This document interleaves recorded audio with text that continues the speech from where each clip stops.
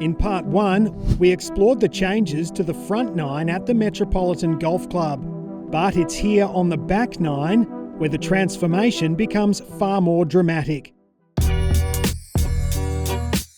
Construction on the closing stretch ran from October 2024 through to April 2025, and on several holes, the changes are impossible to miss. The changes on 10 and 11 were important, but less significant in scope. The 12th is really where we see a major departure from the original. At the 12th, the fairway bunkering has been completely rethought. A new bunker further down the left now challenges the longer hitters. We also incorporated some slopes on the fairway that would kind of gather balls down towards that feature. There's also a nod to Dick Wilson's original 12th green that sloped from front to back. The back 2/3 of the putting surface now fall away from the player, shaped by a ridge across the front, meaning position in the fairway is critical. Find the left side and the angle opens up. Miss right and the ridge can quickly send your approach offline. The par 3 13th has also been transformed, now playing just 125 metres.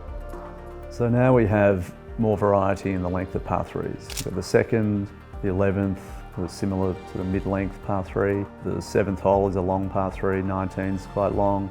So the 13th is now a nice shorter option.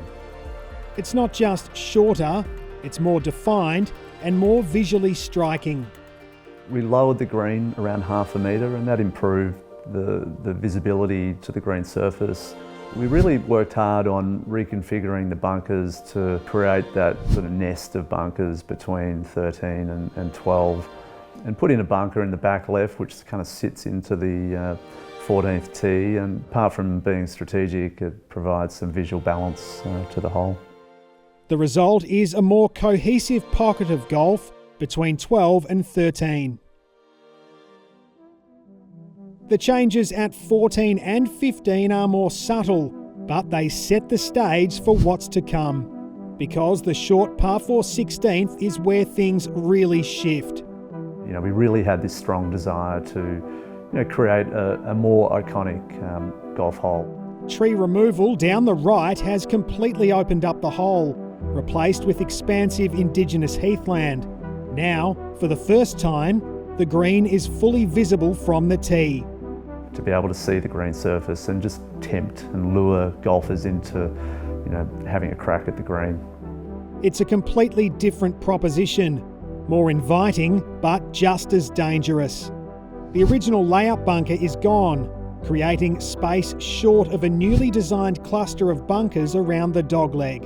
What we wanted to do was, let golfers play traditionally as they have been down the long left, but also short right of that new bunker complex on the corner of the dogleg.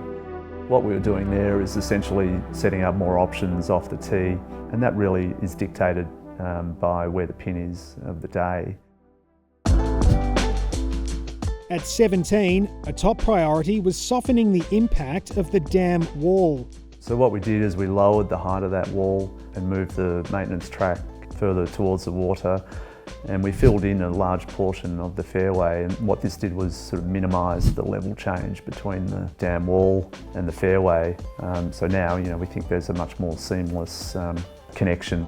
The front right greenside bunker has been deepened and the green subtly elevated. Even the surroundings have changed, with tree removal opening up views through to the 18th green and clubhouse. The closing hole has also been strengthened. A new back tee can now push the 18th out to 450 metres for championship play, while the tee position itself has shifted left to change the angle of attack. One of the more significant changes on 18 was to do with the bunkering. We introduced a new short bunker on the left into the existing mounds. There was a bunker there historically. The revival of that bunker is much like we did on the 3rd hole, which were original Mackenzie bunkers. When you stand on the tee on 18 now and look over that new bunker on the left, you can still see the green and the greenside bunkers. The right-hand fairway bunkers have been repositioned, now sitting further down, creating a more staggered feel and adding to a strategic finish. More than 12 months on, these changes have had time to settle, but the evolution of the course is still ongoing.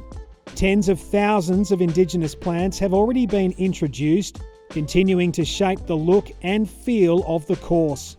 Over time, they're really going to elevate Metro.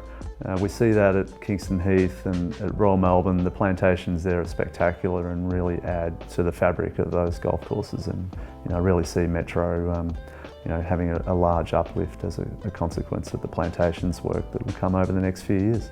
And together, the changes across all 18 holes mark a significant new chapter for the Metropolitan Golf Club.